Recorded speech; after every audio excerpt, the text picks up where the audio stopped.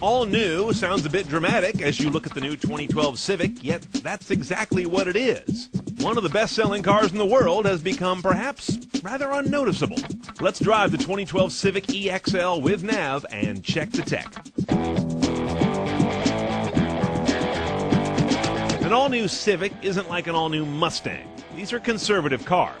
Updates include a less doughy face up front, a rump that appears to have been taken from a Dodge Neon, an economy mode with a big green button, a new 5-inch information screen, and standard stability control to keep all of this right side up. First thing you notice when you get in the newly redesigned Civic is they've taken that Honda eyebrow dash to a new level, and I love it. Right in the center, a big digital speedometer. On the side of that, 2 segmented bars. It'll change color from either deep blue if you're driving like a pig, blue-green if you're not too heavy on the throttle, and green when you're driving like a Prius driver. On the left side is a segment gauge for fuel. On the right is your instantaneous MPG.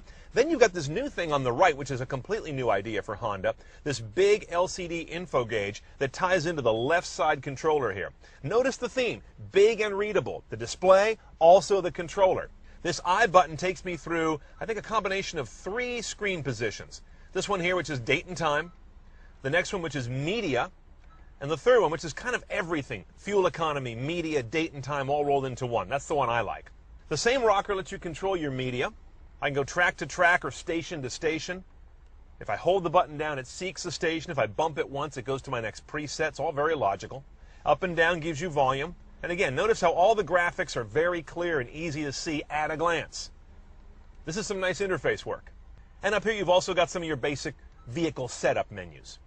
On the right-hand side of the wheel is a similar controller for cruise control, and then down here I've got my hands-free calling and my voice command button, which still remains kind of separate in a Honda, which never made any sense to me. This also doesn't make any sense. Why the hell do I have a huge tachometer in this car with an automatic? Get rid of it. There's got to be something else we can put there.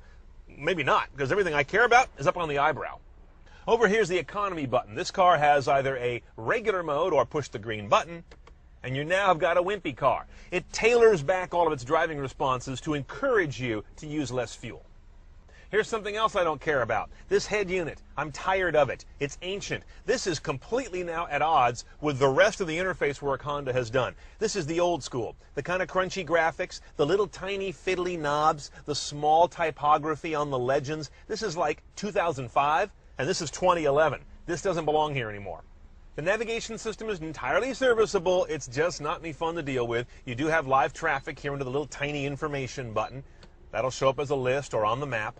Same dopey controller Honda's had for years, but I think it's actually gotten smaller. This little mushroom cap thing, what's the point in a car? Your optical disc is up here. And among your audio choices are that CD, AM, FM, XM radio, no HD radio. And I've also got my USB pigtail down here.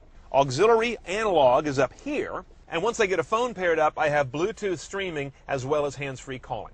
Audio output is straightforward, 160 watt amp. That's it. No subs, no surround, and no factory choices for an upgrade, not even on this high trim car. One transmission only on this EXL high trim car. It's this 5-speed automatic. Relatively few gears for this day and age. No rear view camera, standard or optional on a Civic still. No shifty thing, no gate, no paddles, no nonsense. This is not a race car. It's meant for getting around. Okay, in the engine bay, it's garden variety classic Honda stuff, which is a good thing. This car is about getting around efficiently for like 300,000 miles. And this is the kind of motor that does it. A not overstressed 1.8-liter inline-4 sitting side saddle, driving the front wheels, 140 horsepower, 128 foot-pounds of torque. Gets this guy up to 60 in about 9.2 seconds, which is not the point on a basic Civic. MPG is. They deliver there at 28 city, 39 highway. 39 highway, one shy of the magic 40. That's got to be killing them. Now compare those MPG numbers to the outgoing 2011 Civic, and you'll see they're 2 to 3 miles per gallon better on a car with an automatic. Nice, but nothing dramatic. Okay, let's drive our eminently civilized Civic EXL. Again, high trim car here. But most importantly, a Civic is a transportation device. The athleticism of this car isn't the point. You get a Civic Si for that.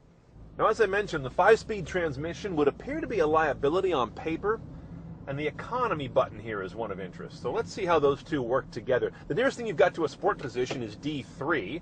If you do that, you kind of drop out of economy mode. The car automatically says you're not driving greenly. So I'll leave it in D, and I'll test it with and without this economy thing on. Here's an on-ramp. It's gutless with economy off.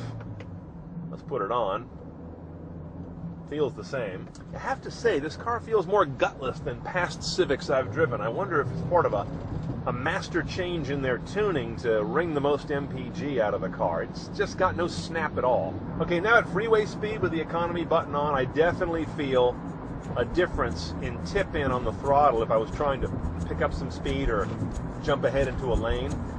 It definitely dials the response back from a car that's already kind of responseless. I would definitely test drive a 5-speed manual if you're amenable to that. The Civic is still a great everyday car with a refined ride and solid credentials. But the Ford Focus, the Hyundai Elantra, and even the stodgy Corolla make the Civic less and less of a standout. A 2012 Civic EXL is going to run you about $22,700 out the door with destination. This is the high trim model, of course. Option or non-nav. It adds $1,450, which is kind of cheap, but not cheap enough for that unit. I'm going to delete that and go aftermarket. Now, your other tech options, a dealer-installed remote start for $500. Oh, and by the way, the lower trim cars are available with a 5-speed manual. This guy's automatic only.